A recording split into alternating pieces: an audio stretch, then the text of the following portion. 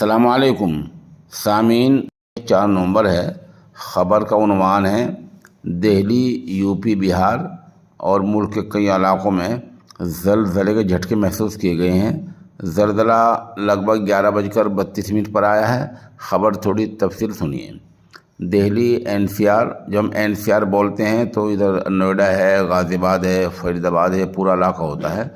اتر پردیش اور بہار کے کئی شہروں میں زلزلے کے تیز جھٹکے محسوس کیے گئے ہیں۔ ریختر پیمانے پر جو زلزلے کی رفتار ہے وہ 6.4 کی پیمائش کی گئی ہے۔ زلزلے کا کیندر نیپال بتایا جا رہا ہے۔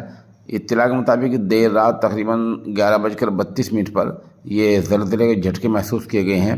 اس کے بعد اچانک لوگ گھر سے باہر نکل آئے۔ بتایا جا رہا ہے کہ لکھنؤ اور ادھر پٹنہ میں کافی لوگ گھر سے باہر نکل آئے۔ البتہ غنیمت یہ ہے فی الحال ابھی تک کسی جان مال کی نقصان کی کوئی مصدقہ اطلاع نہیں ہے۔ پٹنہ کے ایک شہری نے خبر رساں ایجنسی ANI کو بتایا، میں بیڈ پر لیٹا ہوا تھا اور میں اس وقت کانپنے لگا، پنکھا بھی ہل رہا تھا، میں یکایک گھر سے باہر نکل آیا۔ بتا دیں کہ ایک مہینے میں دہلی NCR علاقے میں 3 بار زلزلے کے جھٹکے محسوس کیے گئے ہیں۔ اس سلسلے میں اور بھی کئی خبریں آ رہی ہیں۔ اس دوران روزنامہ انقلاب کے چیف ایڈیٹر مشہور صحافی جناب احمد ساجد صاحب نے ایک پوسٹ کی ہے۔ انہوں نے بتایا کہ زلزلے کے وقت میں یہ چاہیے کہ لوگ اللہ سے ڈریں، توبہ کریں، استغفار کریں، لیکن بہت سے لوگ گھروں سے باہر نکل کر ہنس رہے ہیں۔